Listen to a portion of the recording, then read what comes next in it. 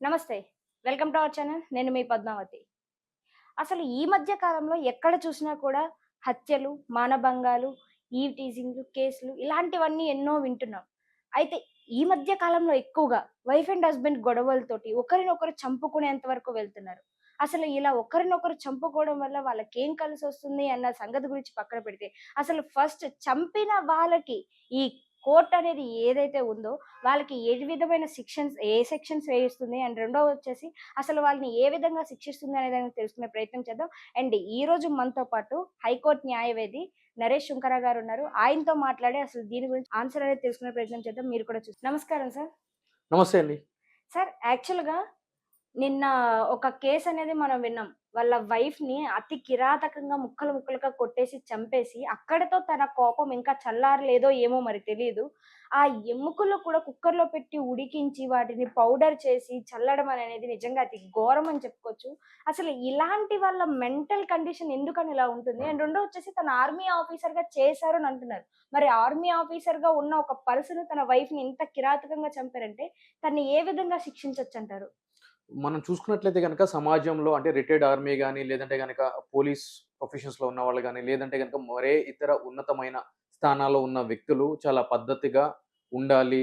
వాళ్ళ యొక్క సమాజంలో వాళ్ళ యొక్క పాత్ర చాలా ప్రముఖంగా వేరే వాళ్ళు హ్మ్. వాళ్ళ దగ్గర నుంచి ఎంతో కొంత నేర్చుకునే విధంగా ఉంటది అని చెప్పి ప్రతి ఒక్కళ్ళు అనుకుంటా ఉంటారు.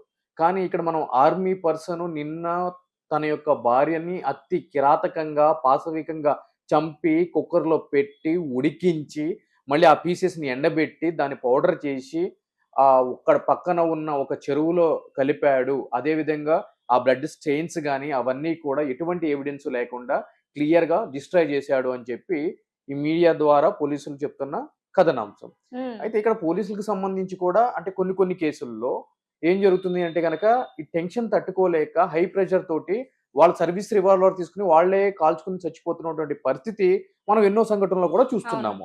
అదే విధంగా ఆర్మీకి సంబంధించిన జవాన్లు కూడా కొంతమంది సర్వీస్‌లో ఉన్నప్పుడే వివిధ కారణాల చేత అది ఫ్యామిలీ కారణాలు కావచ్చు, లేదు అనంటే గనక జాబ్‌కి సంబంధించిన కారణాలు కావచ్చు.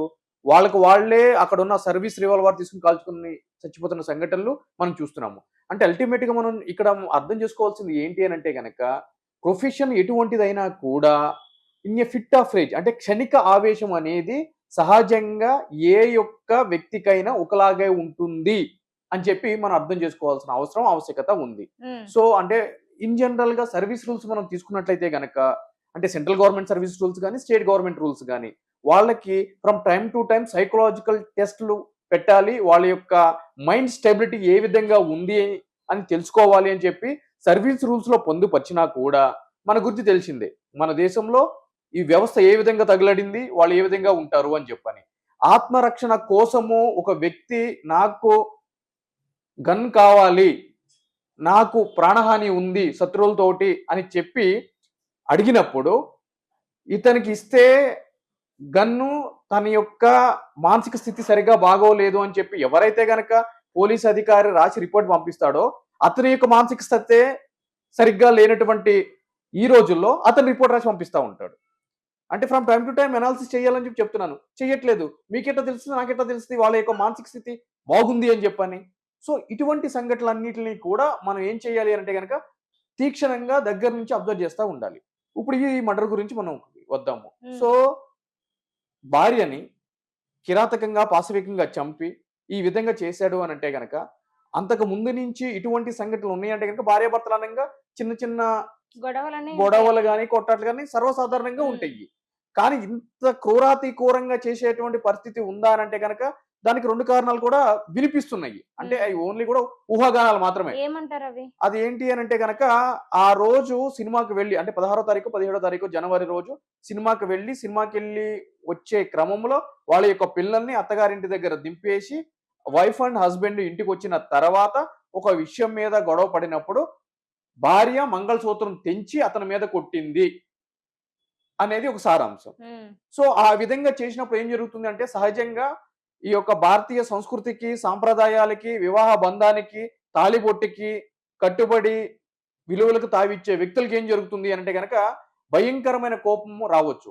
అయితే ఆ కోపము ఈ కట్టలు తెంచుకొని ఇంతటి క్రూరంగా తయారవుతుందా అనంటే గనక అది పోలీస్ ఇన్వెస్టిగేషన్ లో తేలాల్సిన విషయము. ఉమ్. అంటే ఆ ఒక్క విషయానికే ఇంత జరిగిందా అని చెప్పండి. సార్ ఇక్కడ నాదొక డౌట్. ఒకవేళ నిజంగా తను కోపంతోనే కొట్టాడు, చంపాడని అనుకుందాం. ఒకవేళ కోపంతో చేసిన మనిషి పర్సన్‌కైనా సరే కోపమొస్తే అది మినిమమ్ ఒక 9 సెకండ్స్‌లో పోతుంది అని సైకాలజిస్టులు చెప్తున్నారు. ఒకవేళ ఒక 9 సెకండ్స్ కాకపోయినా పోనీ ఒక 10 మినిట్స్. ఒక మనిషిని చంపిన తర్వాత కూడా ఆ మనిషిని ముక్కలు చేసి, వాళ్ళని ఉడికించి, మళ్ళీ పౌడర్ చేసి, వాటర్‌లో కలిపేంత వరకు ఇదే కోపం తనకి ఇదే రేంజ్‌లో అలాగ ఉంటుందంటారా? లేకుంటే హత్య చేసిన తర్వాత ఎవిడెన్సెస్ దొరకకూడదు అనే ఒక నేపథ్యంలో తనకున్న ఆర్మీ మైండ్ సెట్ ఏదైతే ఉందో దాన్ని ఉపయోగించి ఇలా చేశారంటారా? అసలు మీ ఒపీనియన్ ఏంటి అతని మీద? ఇప్పుడు కోపం వస్తే 9 సెకండ్స్ వస్తది, 1 మినిట్ వస్తది, 5 మినిట్స్ వస్తది, 10 మినిట్స్ వస్తది అని చెప్పని హ్మ్. అది మనిషి యొక్క వ్యక్తిత్వాన్ని బట్టి, మనిషి యొక్క పర్సనాలిటీని బట్టి ఉంటదమ్మా. ఓకే. అవును. ఒక వ్యక్తికి అవతల వ్యక్తి మీద కోపం వచ్చినప్పుడు అవతల వ్యక్తిని చెప్పేంత వరకు కూడా ఆ కోపం మనసులోంచి పోదు. హ్మ్. అది 10 సంవత్సరాలు కావచ్చు, 10 రోజులు కావచ్చు, లేదు అంటే గనుక 20 సంవత్సరాలు కావచ్చు. ఒక వ్యక్తి ఇంకొక వ్యక్తిని చంపాలన్నా, కొట్టాలన్నా, లేదు అనంటే గనుక మరే ఇతర విధంగా కూడా తన యొక్క పగ తీర్చుకోవాలనుకున్నా కూడా హ్మ్. అతని మీద ఆ విధంగానే ఉంటది. ఇటువంటి సంఘటనలు కోకొల్లలుగా మనం చూసాము. అయితే ఇక్కడ మనం చూసినట్లయితే గనక ఈ కేస్‌ని అక్కడ భార్యను చంపిన తర్వాత కోపంలోనే చంపుంటాడు. చంపిన తర్వాత ఆల్రెడీ ఆర్మీలో పనిచేసి ఉన్నాడు గాబట్టి హ్మ్. దానికి సంబంధించి అంటే ఆ అమ్యునిషన్ తోటి, ఆర్మ్స్ తోటి ఆయన వర్క్ జేసి ఉన్నాడు. ఇప్పుడు కూడా డీఆర్‌డీఓలో సెక్యూరిటీ కింద విధులు నిర్వహిస్తున్నాడు అని చెప్పి మనకి టీవీల ద్వారా అవును. వినిపిస్తుంది ఈ కథనము. కాబట్టి ఆబ్వియస్‌లీ ఆ ఫీల్డ్స్ నుంచి ఉన్నాడు గాబట్టి, ఆ యొక్క మైండ్ సెట్ ఉపయోగించి జరగరాని తప్పు జరిగిపోయింది. సో, నేను తప్పు చేసేసాను. అట్‌లీస్ట్ ఇప్పుడేం జేయాలి? వివేకం వచ్చింది. ఆవేశం కనుమరుగైపోయి వివేకం అనేది ఆ ఫ్యాక్ట్ ఆఫ్ సెకండ్స్ తర్వాత వివేకం వచ్చి ఎవిడెన్స్ లేకుండా డిస్ట్రాయ్ చేయాలి. హ్మ్. అంటే ఇక్కడ కొద్దిగా ఇక్కడ ఏం జరుగుతుంది అనంటే గనక, ఇక్కడ ఆర్మీ బ్యాక్‌గ్రౌండ్‌తో పాటు ప్యూర్ క్రిమినల్ లీగల్ బ్యాక్‌గ్రౌండ్ కూడా కనబడుతుంది. ఎందుకు అనంటే గనక, ఇటువంటి నేరాలు జరిగినప్పుడు ఇంట్లో ఎవరున్నారు? అతను, ఆమె మాత్రమే ఉన్నారు. బయటోళ్ళు ఎవరు లేరు. There is no direct eyewitness. ఇవన్నీ కూడా సర్కమ్‌స్టెన్షియల్ విట్‌నెసెస్ మాత్రమే. అంటే ఒక మిస్సింగ్ కేస్ పెట్టారు. ఎవరు? ఆ చనిపోయిన అమ్మాయి వాళ్ళ తల్లిదండ్రులు. సో, దాన్ని బేస్ చేసుకొని ఆ టైంలో ఈయనే ఉన్నాడు గాబట్టి, ఈయన మీద అనుమానంతోటి ఈయన ఇంట్రాగేట్ జేస్తే ఈయన కన్ఫెషన్ రిపోర్ట్ ఇచ్చాడు. అంటే ఏంటి? అవును నేనే చంపాను, పీసులు చేశాను, కుక్కర్‌లో పెట్టాను, ఎండబెట్టాను, పౌడర్ చేశాను, కలిపాను అని జెప్పని. అయితే మన భారత రాజ్యాంగం ఏం చెప్తుంది అనంటే గనక, కన్ఫెషన్ స్టేట్‌మెంట్‌కి ఎటువంటి ప్రాతిపదిక ఉండదు. దాన్ని కన్సిడరేషన్ తీసుకోకూడదు క్రిమినల్ కేసుల్లో అని చెప్పి చెప్తుంది. సో, అటువంటప్పుడు రేపొద్దున కోర్ట్‌లో అతను చెప్పిన దాన్ని అతనికి వ్యతిరేకంగా సాక్ష్యంగా ఉపయోగిస్తాను అనంటే గనక కుదరదు. సో, ఈ కేసంతా దేని మీదుంది? Circumstantial evidence మీదుంది. అంటే అతనితో ఎవరున్నారు? సో, ఆ టైంలో సీడీఆర్ ఇతనే ఉన్నాడు. అవును కరెక్ట్ నేనే ఉన్నాను. ఉన్నాడు అని అన్నప్పుడు ఈ క్రిమినల్ కేసుల్లో ఎవిడెన్స్ అనేది చాలా ఇంపార్టెంట్. ఆ ఎవిడెన్స్‌కి సంబంధించి ఎవిడెన్స్ యాక్ట్‌లో సెక్షన్ 106 అని చెప్పనంటుంది. ఆ 106 ఏం చెప్తుంది అనంటే గనక, నీకు కొన్ని ప్రత్యేకమైన పరిస్థితిలో నీ మీద ఒక అభియోగం మోపబడినప్పుడు, హ్మ్. ఆ అభియోగాన్ని తప్పు అని చెప్పి నిరూపించుకోవాల్సిన బాధ్యత నీ మీదే ఉంది అని చెప్పి ఆ చట్టం చెప్తుంది. అంటే ఇక్కడ ఏం జరిగింది? ఇతనే హత్య చేశాడు అని చెప్పి పోలీసు వాళ్ళు కేసు రిజిస్టర్ చేశారు. చేసినప్పుడు అతను గనక ఒకవేళ నేను చేయలేదు అని అన్నప్పుడు రేపొద్దున్న ట్రయల్‌లో అతనే ప్రూవ్ చేసుకోవాల్సిన అవసరం ఉంటది. ఫర్ ఎగ్జాంపుల్ ఇప్పుడు మీరు ట్రైన్‌లో టికెట్టు కొనకుండా దొంగతనంగా ట్రైన్‌లో ప్రయాణిస్తున్నారు అని చెప్పి మీ మీద ఒక అభియోగం మోపబడినప్పుడు, కాదు నేను టికెట్ కొన్నాను అని చెప్పి చూపించుకోవాల్సిన బాధ్యత మీ మీదనే ఉంటది. అవును. సో, ఇక్కడ కూడా ఆ విధంగానే ఉంటది. అయితే ఇక్కడ ఈ కేస్‌కి ఇంకొక మైనస్ ఏంటి అనంటే గనక, ఇటువంటి కేసుల్లో ప్రధానంగా ఏం జరుగుతది అనంటే గనక లీగల్ లాంగ్వేజ్‌లో కార్పస్ డెలిసైట్ అంటారమ్మా. కార్పస్ డెలిసైట్ అంటారు. అంటే ఏంటి అనంటే గనక, ఈ క్రైమ్‌కి సంబంధించి ప్రధానమైన ఆబ్జెక్ట్ అంటే ఇక్కడ ఏముంది డెడ్ బాడీ లేదు. అవును. సో, డెడ్ బాడీ లేనప్పుడు అభియోగమే హత్య చేశాడని చెప్పి భార్యని. కానీ ఆ డెడ్ బాడీ లేదు కదా! సో, ఈ కేస్‌కి ఇది పెద్ద మైనస్. రెండోది ఏంటి అనంటే గనక డైరెక్ట్ ఐ విట్‌నెస్ ఎవరు లేరు. మొత్తం సర్కమ్‌స్టెన్షియల్ ఎవిడెన్స్ మీదే నడుస్తుంది. అంటే పరిస్థితులు, ప్రత్యేకమైన పరిస్థితులు, లేదు అనంటే గనక ఇండైరెక్ట్‌గా ఎవరైనా ఆ ఇన్సిడెంట్ ముందు ఒక గంట ముందో, 2 గంటల ముందో వెళ్ళటం మేము చూసామని చెప్పాను. లేదంటే గనక ఒక రోజు తర్వాత ఎళ్ళటం మేము చూసామని చెప్పాను. ఇక్కడ మనం చూసుకున్నట్లయితే గనక ఇప్పుడు భార్య, భర్త అనేది ఒకే ఇంట్లో ఉంటారు. అది కాదనలేది. ఎవరు తప్పు పట్టలేని అంశము. సో ఉన్నంత మాత్రాన్ని చంపాలి అని చెప్పి రూల్ ఉందా అని అంటే కనుక రూల్ లేదు. మరి ఎలా తెలిసింది అని అంటే కనుక నేనే చంపాను అని చెప్పి అతను చెప్తేనే మాకు తెలిసింది అని చెప్పి పోలీసులు చెప్తున్నారు.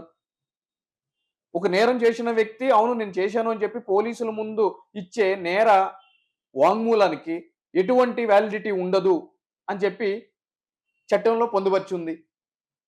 సో ఈ కాన్సెప్ట్స్ అన్నీ ఉన్నాయి. రేపటి రోజున ఇతను ఈ కేసు నుంచి బయటపడడానికి బెనిఫిట్ ఆఫ్ డౌట్ అనే ఒక కాన్సెప్ట్ ఉంటది.